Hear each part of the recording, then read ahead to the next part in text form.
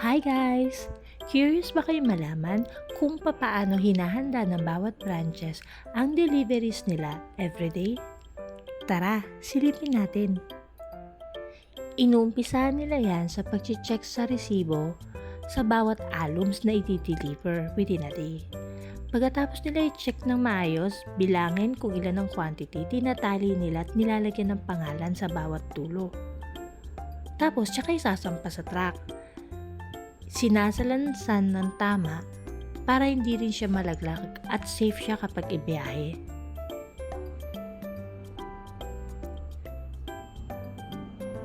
Hindi kasi po pwedeng walang pangalan yan. Yan din na makakatulong sa bawat delivery na tama ang mga pupuntahan na kliyente. Ayan ang hard mesh. Ginagamit yan sa mga door o kaya sa screen ng window. Nako, napakatibay niyan. Kahit kutsilyuhin mo, hindi yan basta masisira. At ito nga tinatali na nila ng maayos dahil naisampan na nila lahat ng items sa truck. Tapos nilalagyan niya ng palambitin. Yan kasi yung magsisilbing warning device ng truck. Importanteng meron yan kundi mahuhuli sila. Para alam ng kasunod na sasakyan na meron silang mahabang dala-dala na items. Dito naman, chine-check nila ng maigi yung mga accessories na i-deliver versus dun sa resibo. Kailan kasi tama rin yan. Hindi po pwedeng kulang, hindi rin po pwedeng sobra, at lalong hindi po pwede na mali ang kulay. Kaya kahit kulay, chine-check talaga nilang maigi.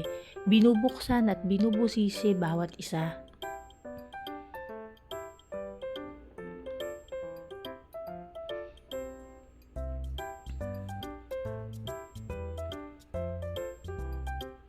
Huli nilang nilalagay yung glass. Kailangan maingat ang pagbubuhat ng glass kasi pwede yan mabasag at nakakadisgrasya kapag mali ang hawak nila. Habang tumatagal, natitrain din naman sila kung paano ang tamang paghahawak ng mga glass.